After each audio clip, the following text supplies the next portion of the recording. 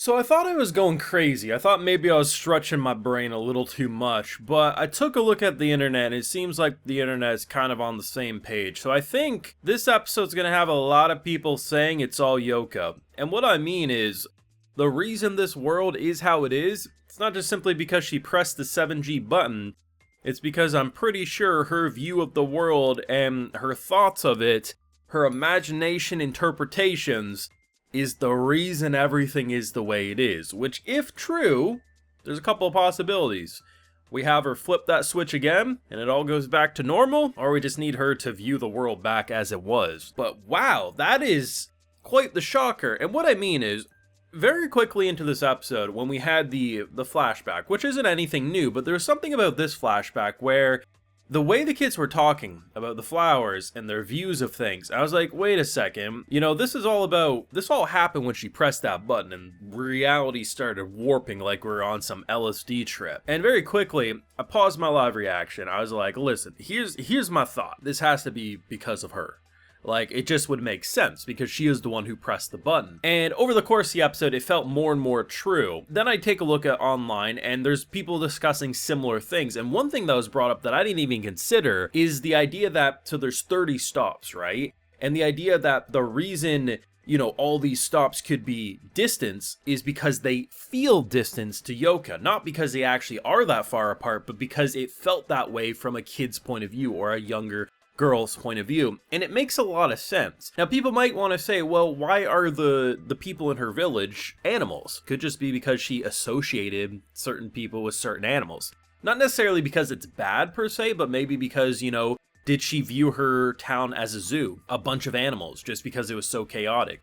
That's a possibility. Did she associate certain people with certain animals? That's a possibility. But the idea that as we're going along, the idea that, the previous episode, it was all mushroom people, an area that was associated with mushrooms, as they talk about. The idea that there is a city or a location, a stop along the way, that was associated with goats. We see the goat cult people. That's really what they looked like. Those goats that charged at us, it literally looked like a cult that you would discover in a video game. It was fantastic. But that really does feel like what's happening is that Youka, because she's the one who pressed the 7G, and when she did, reality warped. And it's not just simply because you pressed it and reality did its thing. It seems like because she was the one who pressed it, she probably got connected to that 7G network, and reality warped based on her brain, her interpretation of things, her beliefs of things, a mixture of everything. So I don't think we have to kill her in order to get everything back to normal, but I do feel like we probably have to have her flip the switch and either rewarp reality back to where it was, or just have her change certain things. But either way, this was a crazy good episode with probably the weirdest atmosphere to date. This felt like we were going through Courage the Cowardly Dog, man. Every stop I was like, that dog's gonna be screaming and scared shitless from what I'm seeing. And it was fantastic. Of course, I have full live reactions over on my Patreon. If you want to see my full length thoughts and theories, they're gonna be over there if you're interested. So, the last episode ended with a little tail wagging. I figured it was going to be an animal because they come from a village of animals. Turns out it was a mushroom, which was interesting because obviously she wasn't fully infected like the others, but they were surrounded by a bunch of spores and stuff, so it's not completely, irrational to assume that she could have been infected. The surprising thing was that after the episode's called Why Are You Trying to Hide Your Butt or something like that. It's a fantastic title, probably one of the best we'll see this season. They rip it out because that's what they did. And I mean, you wouldn't think, if you put yourself in their shoes, people had mushrooms growing from their head and they ripped mushrooms out and they were fine. So of course, ripping it out of your ass is probably going to be okay. Like, you assume as much. Something's wrong. Something's very, very wrong. It feels like it's probably a combination of a couple of things. Most likely it dug too deep into her nervous system, so when it ripped out at that point, it probably lingered too long. I mean, it was a couple of days seemingly, so it probably had more time to really get its claws in. And it seems like she's kind of lost a lot of her motor functions, but she's also reverted back to being a young kid. Mentally, she feels like a child, and a lot of the times she doesn't have balance or normal functionalities. So of course, we're trying to get to a doctor who hopefully can help her, but yeah, this is, it's a little spicy right now. But the interesting thing was, I was really confused at first. I was like, okay, they're talking about 30 stops. I was like, there's no way we can do 30 stops in 12 episodes, right? And then I very quickly saw what they're gonna do. Most likely, there'll be like a handful.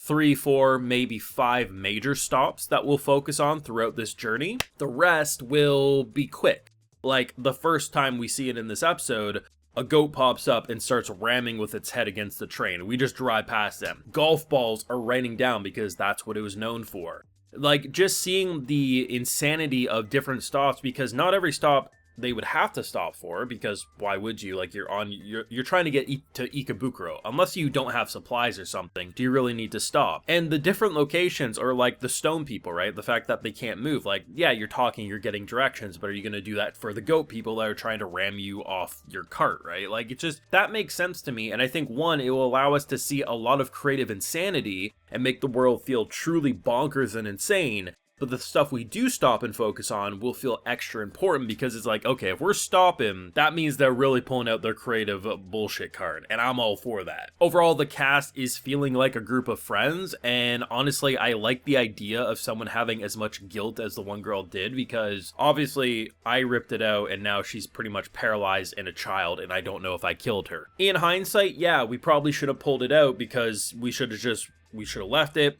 knocked on the railroad tracks and learned about the doctor and then go to the doctor. Hindsight's 20/20, of course, but when you consider the fact that 3 of them had mushrooms and they ripped it out just fine, you assume in the moment that's the right play.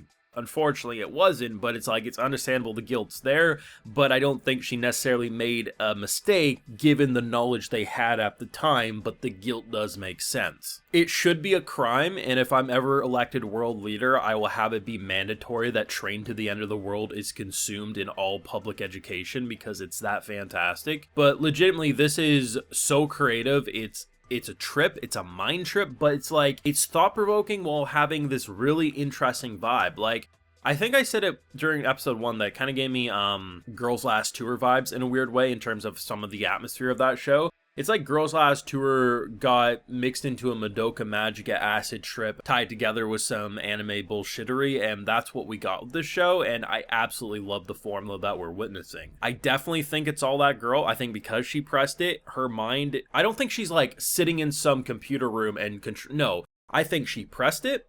As we saw, she was in some weird Wonderland looking location when that happened, and because of that, the world changed based on her impressions of a young teenage girl from childhood up to now, and the world is the way it is because, like, oh, this city was known for golf balls, so now 7Gs took that knowledge and made it rain golf balls. And I think if she presses it again to either turn it off or maybe redo the formula, it's possible she can just fix it all, but time will tell. Let me know your thoughts and definitely theories down below. Leave a like if you enjoyed, subscribe if you're new around here, of course ring that bell so you know if I want to upload more, and like I mentioned, we got those full live reactions over on my Patreon, and hey, while you're over there, I'll also give you a video shout out. So today we got Sarnik, Destiny Richards, Missing No Leader, Jade, Crystal Plays, K-Talk, and Brett Itzka. So I appreciate the support, everyone. Please take care and have a good one.